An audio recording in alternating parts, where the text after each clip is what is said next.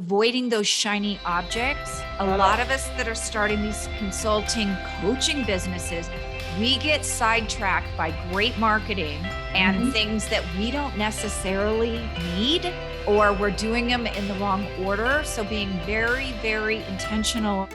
Welcome to Women We Should Know with international speaker, mindset reset mentor, author, and your host, Leslie Michaels. With audacious honesty and candor, the Women We Should Know podcast presents the wisdom and life-empowering insights of women who are the embodiments of innovation and social evolution. Please join Leslie as she shares potent conversations that will inspire your personal and professional evolutions. Welcome back to Women We Should Know. I am so happy to welcome you on what for me is a Monday morning.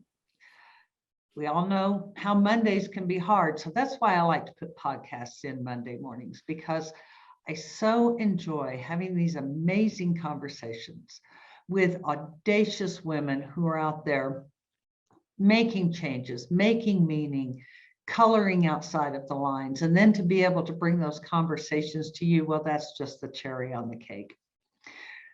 And so as we move forward today, I have just such a woman for you.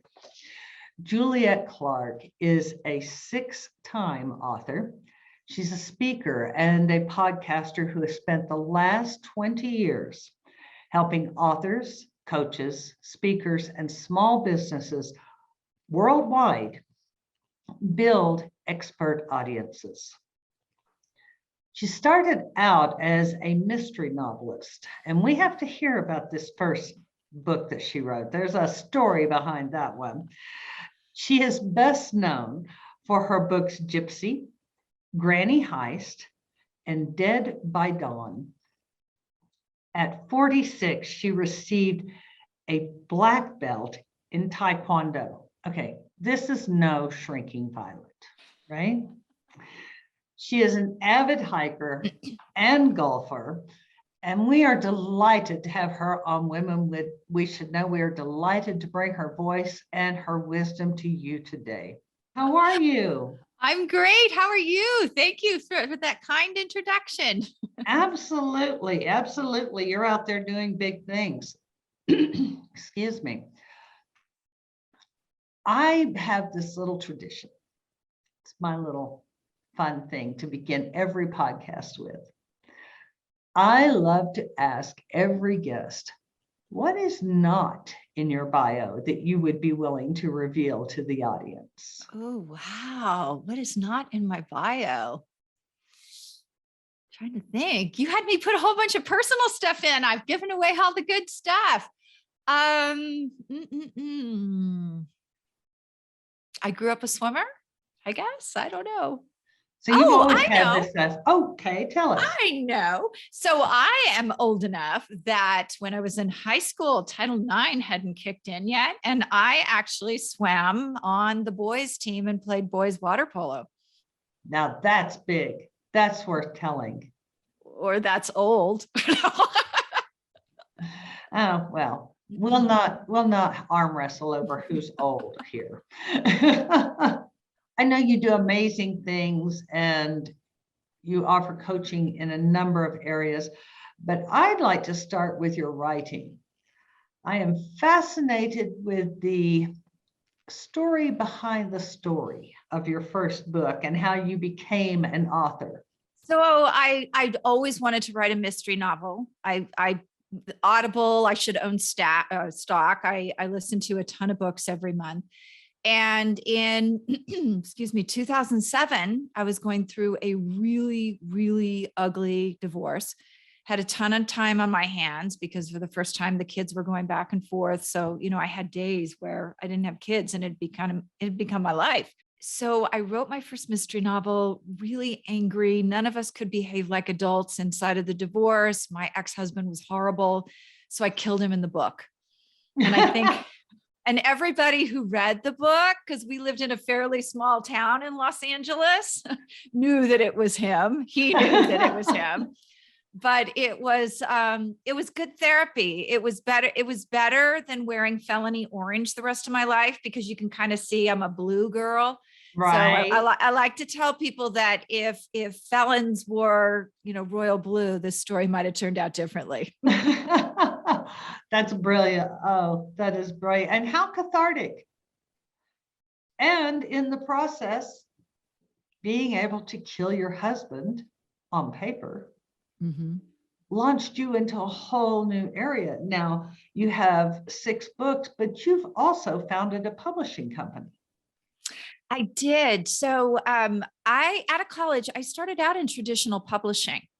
And so working on the inside, I knew what it was all about, even though it wasn't digital like it is today. It was, I'm that old, it was old books. But I started out, I knew what it was like. From there, I went into advertising at Chiat Day. And so when I looped around on this adventure to get my book published, I thought, you know what, I can self-publish. I've been around the block. I know what to do. I know how to build a platform. They didn't call it a platform then, but that's what it was. And so when I published my first book, I found this horrendous business model. And to sum it up, it was really a model that took your life's work, and the publisher made all the money from it. And what was so extraordinarily awful to me was that you were paying that publisher to publish the book. It wasn't like traditional where yes, they've done a lot of work around it. They've done publicity. They should get a big chunk of the royalties. This was literally, to me, it was like going to Office Depot and having a business card created. So they do the design work. They print you a box of 100 cards. They hand it to you and they say, hey, Leslie, by the way, every time you give out one of those cards and make money, you owe us 50%. And so I know, I was really, and most authors don't understand what they're giving away a lot of times when they do that. So that was the genesis of the company. I decided between my first and second book that I was going to learn the ins and outs of all this self-publishing and, figure it out for myself so that I could publish my own books. Mhm. And then my third book sold over 25,000 copies, and people I knew started bringing me their books and saying, can you do this for me? Because there was a big writing coach in our town who encouraged people to write books and publish through him. And there were a bunch of people who didn't want to. So that's sort of how it all began. I never planned on being a business back then. I was a real estate broker in Los Angeles. Now, you say you sold over 25,000 books. For the uninitiated out there, is that a lot? So most indie authors, which is what I was, don't sell over 100 books total. Oh my. Yeah. And now with the publishing company you've developed, I know you have a whole different approach so that your authors are selling books. They are getting more than 100 books out there. Yeah, they are. So one of the things I noticed when I started putting my platform together is that in order to have a business, when I started the business, is I needed a platform for the business. And so the big thing back there was expert books. The problem is that all these people were going to these, big writer places, big, workshops, things like that. And they were saying, you have to have a book for a business card. You have to have a book for credibility. And these people hadn't built a business. The book came first. They had everything out of order. Mhm. So what we did with that is we have built our company around the honesty of telling people that this is a nurture tool. This is how it's integrated into your business. And what are your next steps? Because even though you're selling that book as a nurture tool, that big ticket item that you sell later is really where you're going to make your money. Right. And the other part of that is the book industry is changing constantly.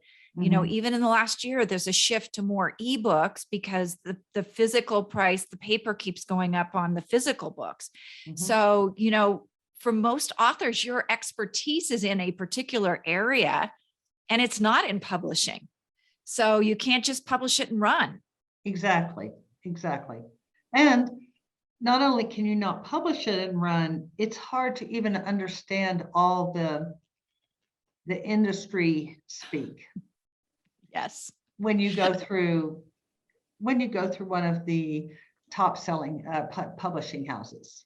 Yes, that is very true. One of the boutique things that we do for people is we take a look at the self-publishing and hybrid contracts, because it would be, so Leslie, let's say that an engineer brought me a book.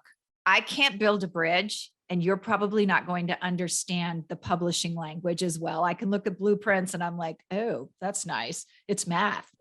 It's but blue. yeah, it's blue and it's math, and I'm not great at math.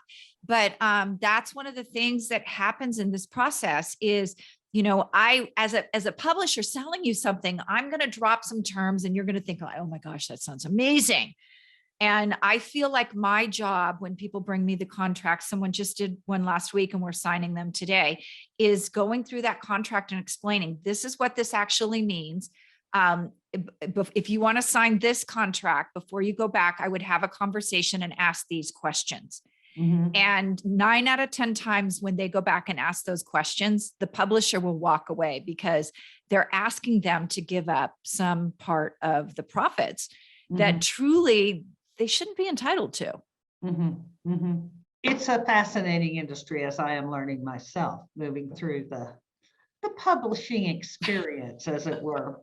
You more than me, now that you have a publishing company, but any of us out there doing coaching, doing mentoring, doing speaking, time after time, we run into individuals who say, oh, I have a book in me, or oh, I'm going to write a book someday. And they don't understand what goes into it. What would you say are the top 3 things most important for someone to know before they even get on that treadmill? Strong messaging. Mhm. Know what your message is going to be. Have it, if you have a business, have it in alignment with what that business marketing is, because that's one of the big mistakes that happens is I write a book, but it's not in alignment with what I do. Mhm. So that would be the first thing. Off-brand. Huh? It's Yeah. off-brand. It's off brand, or it doesn't match. And believe it or not, just from a neuromarketing standpoint, a lot of times when you're bringing people through your funnel, that's where they disconnect, because that promise of a webinar is not connected to the lead magnet, that's not connected to the ad campaign. They've just said, oh, let's do this. I have this lead magnet and I'm doing this webinar, and they never change. It's not all in alignment to what they're trying to accomplish. So that's the first thing. Second thing, get yourself a good writing coach. There are 5 big mistakes, and I'm not going to go into them. It would be a whole podcast into itself, that every new author makes. I made them. Everybody makes them. A good writing coach will steer you away from that and give you a product at the end. Most people think this book has to be something that I want as the author. It's not about you. It has to be reader centric. And That is people true. Whether you are doing a presentation, whether you're doing a webinar, it's all about who you're delivering to. Exactly. And then the third thing is have that platform, have that audience built in advance. Mhm. So, have that email list, have something that you can use that you've been building your email list with, have a website. One thing that people don't understand is they'll say, oh, I have this huge Facebook following, or I have all these followers over on LinkedIn. At the end of the day, you have to have those things that you own. And let me say that plainly again, your email list, your website. If something happens, you own those 2 things. You have control over those Right. 2 things. Facebook, you can be deleted for any time, anywhere, anything. We've all seen that in the last 2 years. The other thing is a simple algorithm change. I've seen people lose huge audiences in a matter of minutes because Zuckerberg decides that he's going to change the algorithm, and now your business page doesn't have transparency to who's on it. They want a group. And I'm sure at some point we will change from the group because they have become ineffective as business tools pretty much as well. So own your stuff, get a writing coach, and have a strong message. Absolutely. And I can tell you out there, women, the Facebook thing is no joke. I am at the end of a year of arm wrestling with Facebook because they just randomly took down my business page and my personal page for no reason. And then you have to wait an extended period of time and conversations. But what you don't get back, all you get back is the right to start a new page from scratch. You I'll have to rebuild all your following because you go to bed at night, you've been on Facebook, you sent some responses, you get up the next morning and it's gone. That is really true. And I will tell you, for me, when I got rid of my Facebook pages, I had about a week that I felt addicted, like I needed Betty Ford for social media addiction. But actually getting off made me, number one, a much happier person. I think a lot of social media, people say, I need it for my business. It's toxic. But the second thing is it pushed me into what I call more power partnerships. And that is a more intimate way of getting to know people. And those are the people who will refer you and buy your stuff because you know them. And so it's actually transformed my business has grown since COVID and getting off social media. Oh, well, that's great to know because I've been having a real hard time. I set up the page, but I haven't even gotten verified yet. I'm just having the hardest time even making myself do it. So maybe I won't. But speak to our audience about power partnerships. So power partnerships are meeting and getting to know people that resonate with your business, so are in alignment. So for me, it's writing coaches. It might be social media experts. There's a certain genre of people, but it doesn't mean like, hey, we're going to do JVs and click our way into something.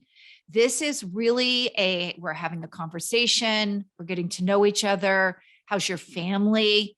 What are those darn kids up to? I mean, it's really a shift back to the way that we used to do business and really caring and sharing and building relationships of trust. For years, we've been told that you need social media and that a click is a relationship. A click is not a relationship. No, face to face is a relationship. And I think that's the biggest lesson from what's happened over the last couple of years for me is getting back. And for me, that's what I do best. And so it's sort of taking back my, my genius skill. Well, of course, it's what you do best. You're a woman. Honestly, there is a huge movement where women are leading the trend in getting out of the establishment of JV relationships and moving into a space of true strategic alliance is the tag I've put on it. But that aligned where you do know, so sorry about your dog. When you're ready, I'll be happy to go to the shelter and help you pick out a puppy. But to have those real authentic relationships, that's where women are leading. Mm-hmm. I agree. Yeah. Also, another area where women are leading is taking their genius that they have developed by something like writing a book so that they could kill their husband on paper and launching it into a business that complements everything else that they are doing instead of just making a massive pivot from A to Z. Being a coach, being a speaker, how does all of this coalesce for you? How does this come into a package of one great magical experience for you? So I'm gonna start by saying I want everybody to understand it doesn't happen overnight. I think we have a lot of coaches, a lot of people that come to us and they say, 6 figures in 60 days, lose your job or 6 months. For me, this was an intentional, my goals are, I want to be able to, go to my children's games. I want to be able to work my own hours. I had some definite goals. One of my biggest was I wanted to be able to work from any place in the world. So as I got the business going, of course, you know, you get it up and it starts slowly. I still was selling real estate at the time, but just being intentional year by year of Mhm, growing and make sure that you're staying with those goals, that you're growing. mhm, Because if you want to be the best out there in that field, you have to grow those business skills, but you also have to grow those personal skills. mhm. And you have to stay within what your intention was. And that can be difficult, especially for women, because we're balancing a family. We have a lot of demands on us. And then we're trying to work, you know, from home. For most of us, when we start that first business, it's home. That's So I right. can actually tell when I'm distracted because you could literally lick my floor clean. You know, I mean, my floor is so clean when I'm That's right. procrastinating, working at home, my house is really, really clean because I'm doing everything I can. So there has to be an amount of discipline there. Yes. And really, one of the things I think you and I talked about too is avoiding those shiny objects, because a lot Oh, of us that are starting these consulting coaching businesses, we get sidetracked by great marketing and mhm. things that we don't necessarily need, or we're doing them in the wrong order. So being very, very intentional about how you do that, where you spend your money, and sticking with that goal and what's going to get you to that goal. And I see so many people out there going, Instagram. I'm not on Instagram. I must go take a $6,000 class for that. And then you find out Instagram's not for you. So really staying in alignment with where those funds are, discipline and intentions. Absolutely. And the funds, let's talk about that. I'm all about money recently because I read a report. Mutual of Omaha, which is still the largest life insurance company on the planet, did a poll of all their customers. And it turns out 60% of all women would rather discuss their own death than discuss finance. Really? Horrifying to me. Absolutely horrifying to Wow. me that women are still that uncomfortable with their own money. So one of the things you talk about is being aware of finance. Now, I've made all the mistakes. I've gone with this person because, oh, the price tag was low. Well, you get what you pay for. Yeah. And then I've gone with this person because they're recommended by individuals, referred by individuals. And once I got past the sticker shock, I went ahead and paid for it and went in. I know I have my ideas about this, but what are your I love top recommendations. What are your top recommendations to women for determining, is this a valid expense? Should I pay a little more for this? Is this overpriced over here in this corner? So this is a great question because, of course, I made all the mistakes too. So carefully look at contracts given to you. Mm-hmm. If you had a verbal conversation Mm-hmm. and you don't see something relating to it in the contract, be sure you go back and Mm-hmm. say, what about this? Mm-hmm. And so that's the first thing. The second thing, and I had this experience and it was really awful. I actually started doing social media for a company who faked their endorsements, their testimonials. Oh no. I went in and I asked, like, why doesn't this have a last name? Why doesn't this? Oh, well, they're very private. I'm like, this is tutoring. Tutoring is not private. Nobody cares if their kid, has a problem.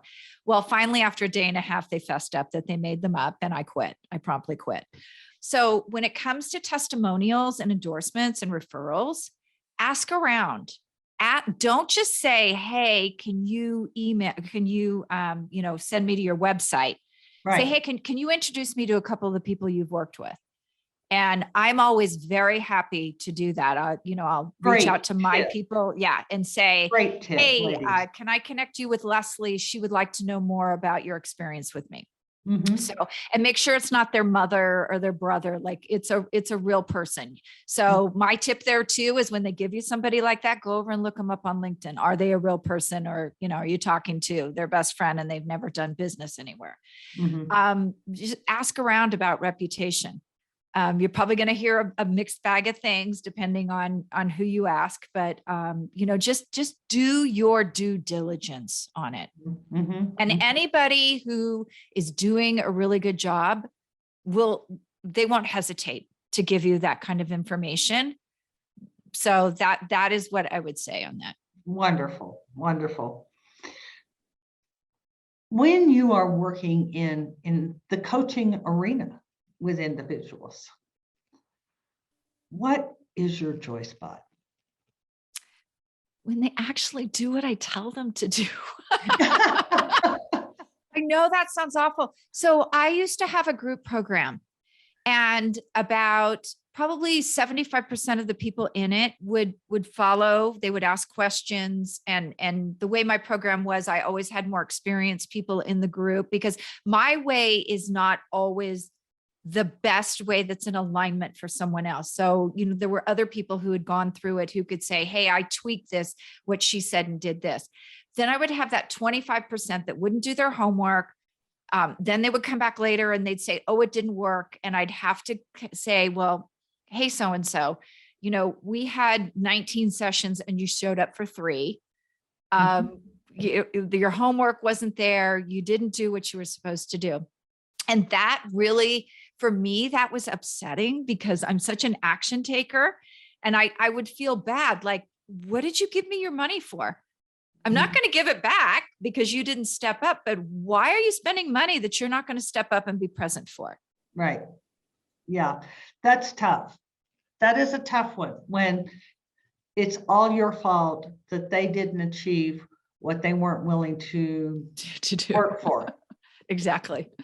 They weren't willing to put the work in, but it's all our fault.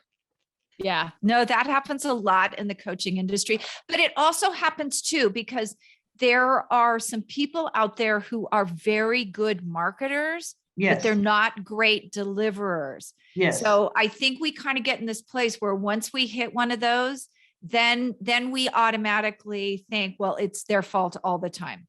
that's right. Usually if you sit down and talk with the person and say, you know what, I had an expectation of this, you can Mhm. come to some sort of agreement, Right. or, but as a coach or consultant, if you make an effort to go above and beyond every time, you probably aren't going to experience that. That's right. That's right. See, I'm the opposite, as you know, because we've had these conversations about you helping, coaching me on this. I am a great coach, over deliver every time, but I don't have the marketing piece down pat. The marketing's But hard. it is, but if I have to only be great at one, I'll take my area because I can learn the other better or more easily. Yes. And here's why marketing is hard sometimes too, is if you are truly a good entrepreneur, you're Mhm. constantly growing. Mhm. So the marketing that you used last year probably isn't going to work this year, because it always has to be in alignment with who you are today. That's right. Yeah. So we've actually transitioned from, group just publishing to group programs. And then I didn't like the group programs. I got, so I went into consulting instead of what I call coaching. Mhm. So, you're going to have some, I don't know, reworks. What do you call regenerating, redoing? I just call it a lot of work all the time. It's not my joy spot. No, my joy spot is really seeing people successful.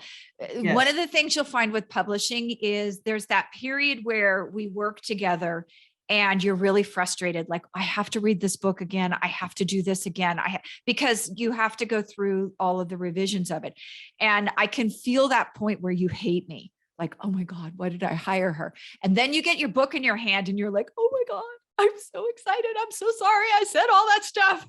So I'm kind of used to it now with people. Like, I can tell where their frustration it comes in. And I've had to learn to grow and try to minimize that for people too, and set better expectations about, we've got some really hard work. There's about 6 weeks of this. It's really rough.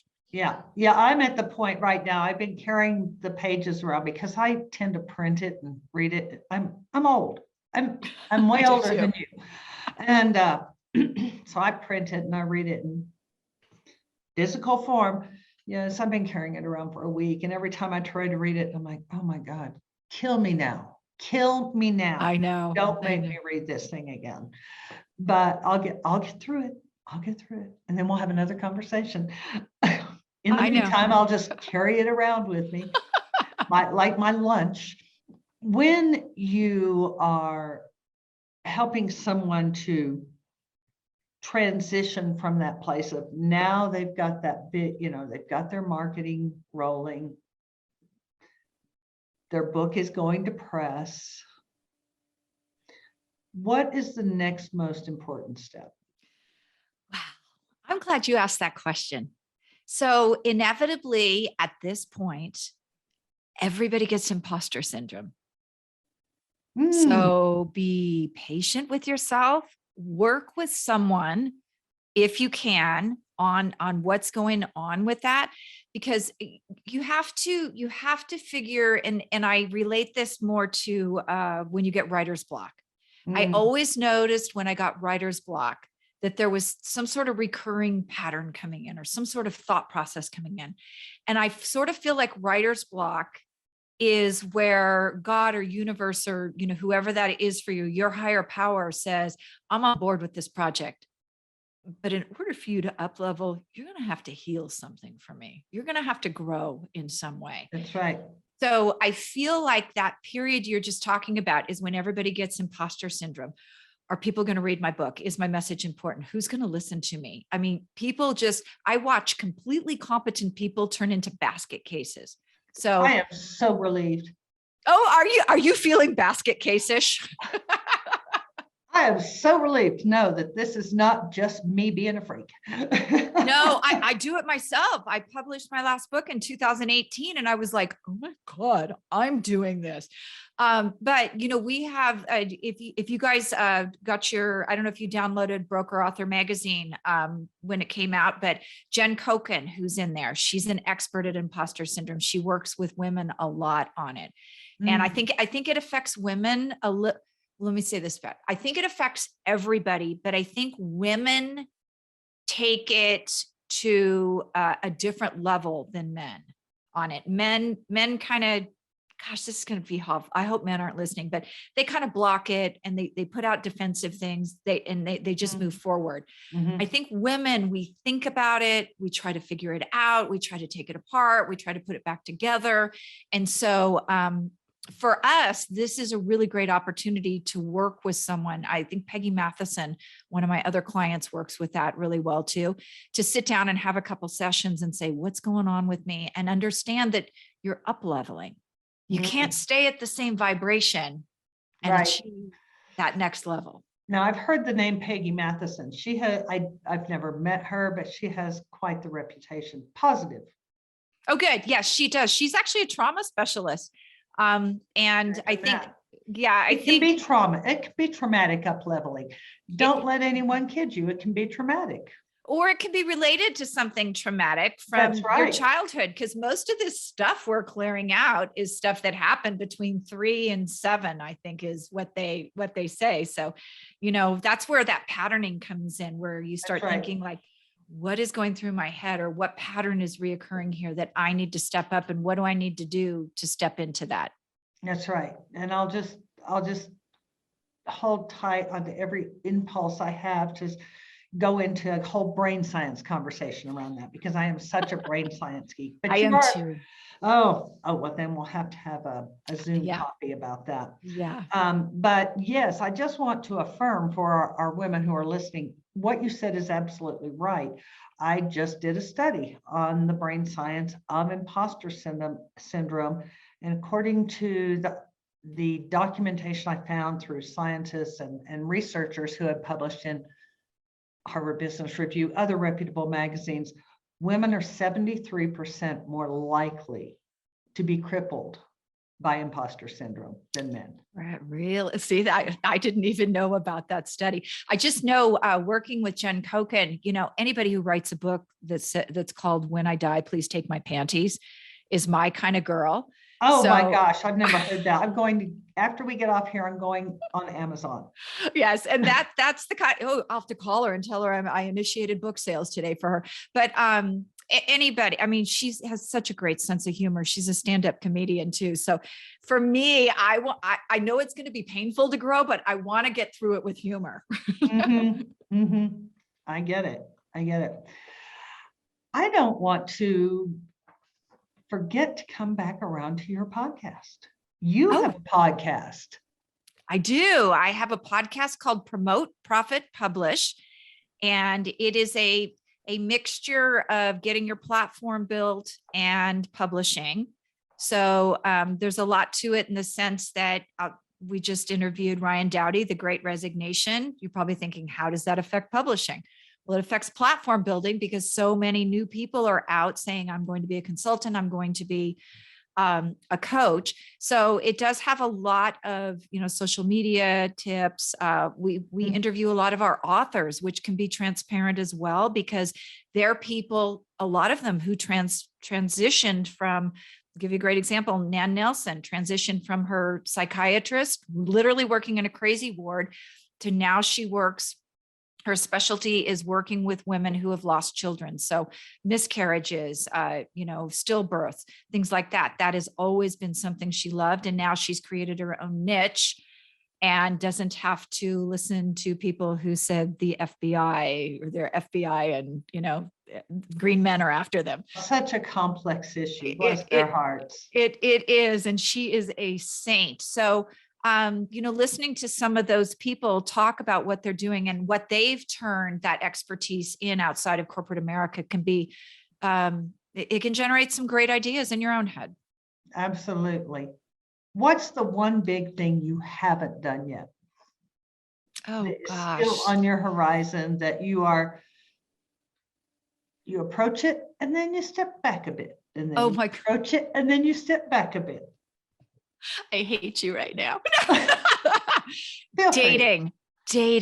I get busy. I get frustrated when I look at the dating pool. So, last year I made a commitment. I was going to stay on the dating sites an entire year and I was off January 1st this year. I think somewhere, if you open up the Guinness Book of World Records, I'm there. My picture is there with most first dates not followed by a second date. Oh, come on. Surely not. I don't know. It's weird. I just don't have the patience for it. That's horrible. That's a horrible thing to say. But my life is so full because, I do something. My kids live around here.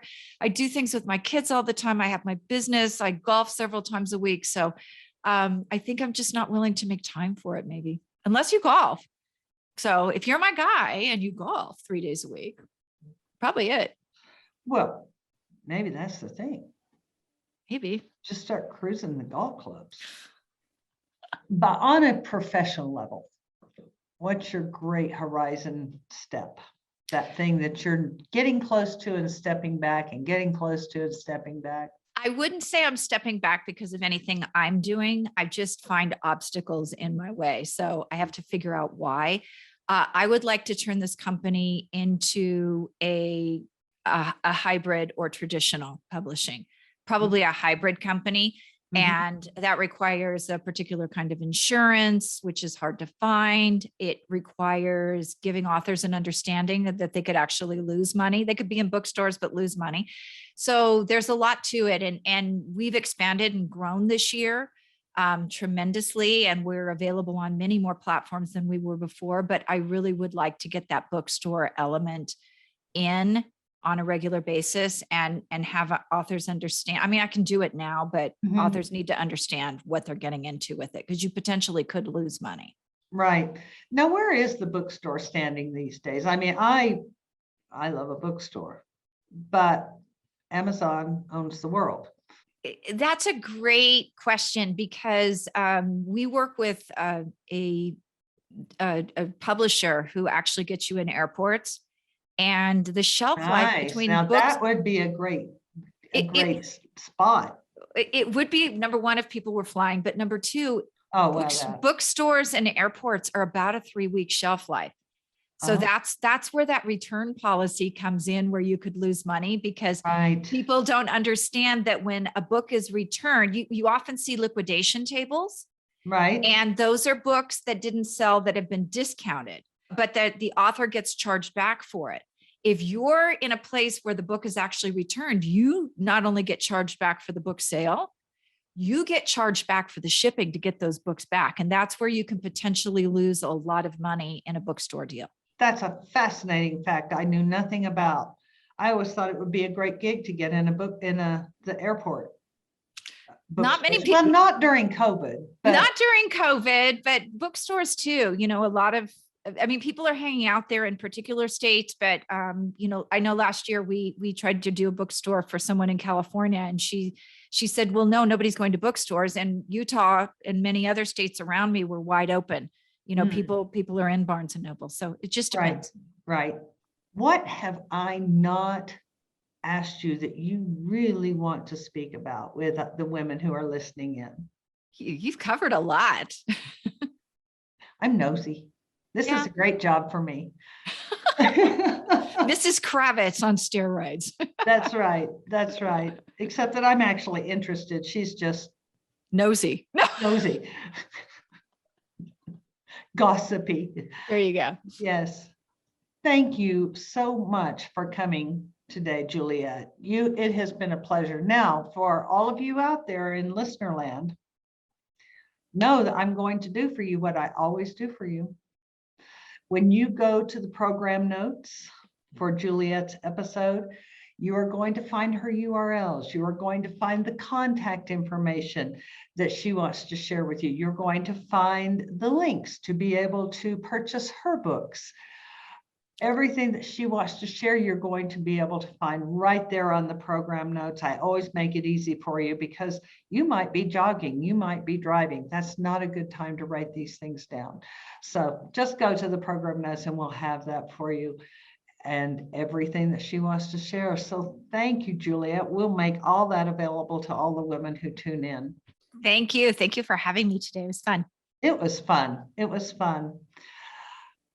And thank all of you for tuning in again to Women We Should Know. I trust that you got some great nuggets. Now that book that's been ruminating in the back of your mind has different context. You have more understanding about that and maybe other things as well. I'm always so happy to be able to bring these great opportunities to you to hear the voices and then to get back in touch with them later. So as you go through the rest of your day, I'd just like to remind you, you are wiser and stronger than you know. Thanks for tuning in, everyone. We hope you received inspiration for expanding your own social innovation and influence. Help us inspire others by sharing this episode and leaving your comments over at lesliemichaels.com/podcast. For more tips, insights, and support in creating a fully audacious, professional, and personal lifestyle you love, visit our Women We Should Know community on Facebook.